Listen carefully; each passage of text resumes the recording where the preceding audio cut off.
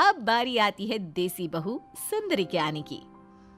नमस्ते काकी, नमस्ते काका, पाए लागू। नमस्ते प्रमोद जी, कैसे हैं आप? मैं ठीक हूँ।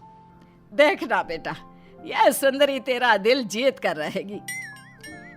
लेकिन काकी, वो तो बात की बात है। मैं चाहती हूँ कि अभी तो आप मुझे इस घर का छल्ला दे दे। असली बहू तो वही होती है ना, जो एक घर को सही से चलाती है। इसलिए आप मुझे दे दो ना वो छल्ला। अरे लेकिन सुंदरी, आप दे रही हो या नहीं कि मैं जिस रास्ते से आई हूँ उसी रास्ते उल्टे पांव लौट जाऊं? अरे ना, ठहर जा, अभी देती हूँ।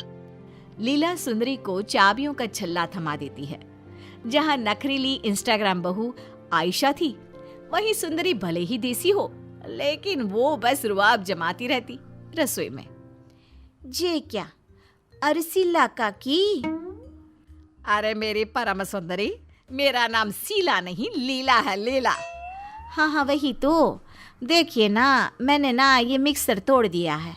अब मैं सिलबट्टे का इस्तेमाल करूंगी। हम विदेशी थोड़ी ना हैं, देसी हैं देसी। अरे पगलाइट, इतना महंगा मिक्सर तोड़ दिया तूने? अरे अब शौक मत मनाइए, मशीन था टूट गया। ये लीजिए, गुलकंद खाइए और चैन की नींद सोइए।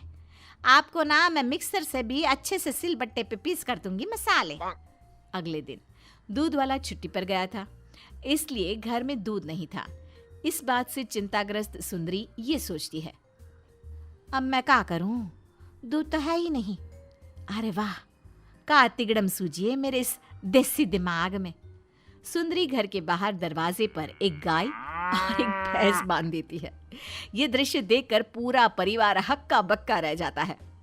अरे निकम्मी, कल मुही, तेरे दिमाग में गोबर भरा है क्या? अब क्या शहर में तबेला बनाएगी?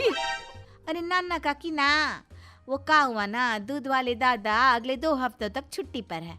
और दूध तो वैसे भी आपको पता ही है कितना महंगा हो गया है। इसलिए ये तरकीब सूझी मेरे देसी दिमाग में। सीरियसली, मेरा सर चकरा रहा है माँ। पापा, मुझे कोई तो बचाओ। प्रमोद चक्कर खाकर गिर जाता है। फिर अगले दिन जब सुंदरी लीला की साड़ी को इस्त्री कर रही थी, तभी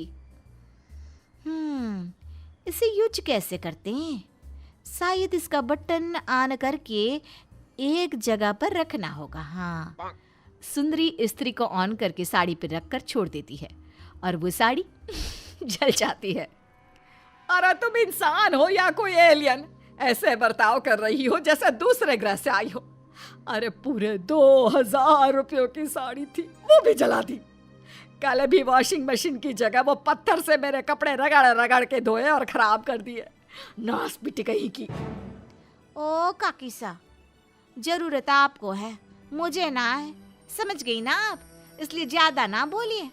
हमारे यहाँ कोयले और तांबे से इस्त्री करते हैं, जे इलेक्ट्रिक इस्त्री कभी यूज नहीं किए, इसलिए। हाँ, ऐसे ही सुंदरी भी अपनी ऊटपटांग देसी हरकतों से परिवार वालों के नाक में दम कर देती है।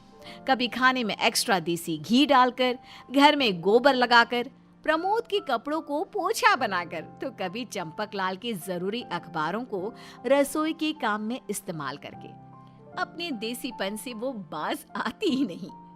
एक दिन तो हद हो जाती है जब लीला की सहेलियां घर पर आती हैं, तभी नमस्ते जी, और वो सभी को चाय परोसती है। चाय परोसकर सोफे पर बैठने की जगह सुंदरी जमीन पर बैठ जाती है और मक्खन मारकर रोटियां खाने लगती है चाय के साथ, जिसे देखकर सभी सहेलियां हंसने लगती हैं। अरे ये देखो लीला, तुम्हारी होने वाली बहू तो एकदम कार्टून कैरेक्टर है। देखो तो कैसे बंदरों की तरह खाना खा रही है। हाँ सच में। लीला को इस बात से काफी शर्मिंदगी महसूस होती है और सहेलियों के जाने के बाद लीला गुस्से से आग बबूला हो उठती है और सुंदरी से कहती है, बस बहुत हुआ तेरा ये नाटक। हमें लगा कि तू देसी है, तुझ में देसी गुण होंगे, लेकिन तू तो गवार लोगों से भी ऊंचे पद वाली है। ना, हमें नहीं चाहिए ऐसी बहू। फौरन निकल जा यहाँ से। अरे ठीक है, जैसी जिसकी सोच। देखते हैं कहाँ से मिलती है आपको अपने मनपसंद बहू। अरे अंधेरे में लालटेन लेकर भी निकलोगे ना तो भी ना मिले मेरे जैसी बहू। हाँ अरे जाओ जाओ, 36 मिल जाएंगी ऐसी, निकलो। सुंदरी उस घर से चली जाती है। अब चंपकलाल लीला और प्रमोद से कहते हैं, क्यों, हो गई तसल्ली अब तुम दोनों को? ना देसी बहू भाई, ना भाई इंस्टाग्राम बहू। अब मुझे कोई ऐसी मिल जाए पापा जिसमें कोई गुण ही ना हो, बस वो संस्कारी और सुशील हो। हाँ, प्रमोद सही कह रहा है, थक गए मैं भी अभी।